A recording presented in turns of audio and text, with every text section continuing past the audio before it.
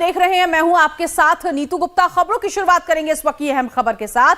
अरविंद केजरीवाल और दिल्ली की सीएम आतिशी की मुश्किलें बढ़ने वाली हैं, क्योंकि केजरीवाल और आतिशी ने जिस महिला सम्मान योजना में 2100 रुपए दिए जाने का वादा किया था, जिसके लिए आपके कार्यकर्ता रजिस्ट्रेशन करवा रहे थे, उपराज्यपाल ने उसकी जांच के आदेश दे दिए हैं। एलजी सचिवालय ने डिविजनल कमिश्नर से इसकी जांच करने को कहा है। सचिवालय ने कहा है कि गैर सरकारी लोग जिनका निजी डेटा कैसे इकट्ठा कर रहे हैं, एलजी सचिवालय ने पुलिस कमिश्नर से कहा कि वो उन लोगों के खिलाफ कानून के मुताबिक कार्रवाई करे जो लाभ देने की आड़ में डेटा की गोपनीयता भंग कर रहे हैं। आपको बता दें, कांग्रेस के पूर्व सांसद संदीप दीक्षित ने एलजी से इस योजना में धोखाधड़ी की शिकायत की थी। तो कुल मिलाकर जब से महिला सम्मान योजना और संजीवनी योजना आई है, उसके बाद से ही लगातार सियासत जो है वो चरम पर है। ऐसे में आम आदमी पार्टी जो है वो घिरती हुई नजर आ रही है। इससे पहले बीजेपी ने इस पूरे मामले में आरोप लगाया कि ये महिलाओं के साथ धोखाधड़ी की जा रही है, लेकिन अब हस्तक्षेप जो है एलजी का हो चुका है।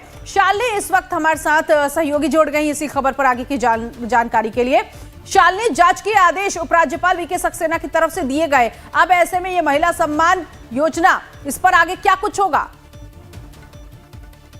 देखिए, संदीप की तरफ से जो है पहले उन्होंने मुलाकात की और उसके बाद उन्होंने शिकायत दर्ज की और 3 नोट जो है वो सौंपे गए। उन 3 नोटों में सबसे बड़ी बात आप देखें कि ये कहा गया है कि आप आम आदमी पार्टी जो महिला योजना लेकर आई है उसमें 2100 की घोषणा की गई। इसके साथ ही दिल्ली में कांग्रेस के प्रस्तावित उम्मीदवारों के आवास पर पंजाब के खुफिया अधिकारों की मौजूदगी का आरोप लगाया गया है। तो इस तरीके के जो नोट है वो दिए गए हैं कमिश्नर को और आम आदमी पार्टी ये साफ तौर पर कह रही है कि ये एलजी ने नहीं किया है, बल्कि ये आदेश जो है वो अमित शाह के ऑफिस से आया है।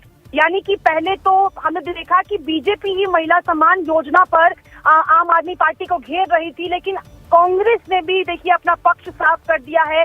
और जिस तरीके से पहले अरविंद केजरीवाल के खिलाफ शिकायत हो, उसके बाद संदीप दीक्षित जो है इस पूरे मामले पर उपराज्यपाल से मुलाकात करते हैं, फिर उन्हें वो पत्र सौंपते हैं जिसमें वो 3 मुख्य शिकायतें जो है वो उन्होंने की हैं। तो अब आप साफ तौर पर कह सकती हैं कि आने वाले दिनों में ये मुद्दा जो है वो गरमाने वाला है। हालांकि आम आदमी पार्टी जरूर ये कह रही है कि ये योजना सरकार बनने के बाद आएगी, लेकिन देखिए सरकार बनी भी नहीं है, अभी केवल घोषणा हुई है और हालांकि रजिस्ट्रेशन शुरू हो चुका है। बावजूद इसके अब ये मुद्दा तूल पकड़ता जा रहा है।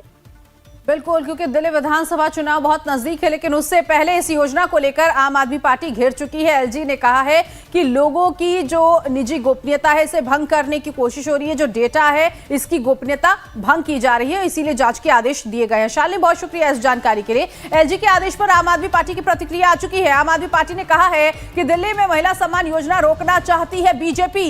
ये आदेश एलजी ऑफिस से नहीं, अमित शाह के ऑफिस से आया है। महिलाओं का सम्मान नहीं करती है बीजेपी दिल्ली चुनाव में हार मान चुकी है और दिल्ली में महिला सम्मान योजना को महिलाओं का पूरा समर्थन मिल रहा है, आम आदमी पार्टी की तरफ से कहा गया। और यह भी कहा गया कि अब तक 22 लाख से ज्यादा महिलाओं का रजिस्ट्रेशन कराया गया है, लेकिन इस योजना को रोकने की कोशिश बीजेपी की तरफ से की जा रही है। ये आरोप जो है आम आदमी पार्टी भारतीय जनता पार्टी पर लगा रही है। महिला सम्मान योजना रोकना चाहती है बीजेपी। आम आदमी पार्टी ने कहा है जब से ये योजना जिसका रजिस्ट्रेशन शुरू किया गया है, इसको लेकर ही दिल्ली में आम आदमी पार्टी सरकार जो है वो घिरती नजर आ रही है। इससे पहले भी हमने तस्वीरें देखी थी कि दिल्ली में अरविंद केजरीवाल के घर के बाहर जो बीजेपी की महिला विंग है, उन्होंने समर्थन इस पूरे मामले में इसके खिलाफ विरोध प्रदर्शन किया था।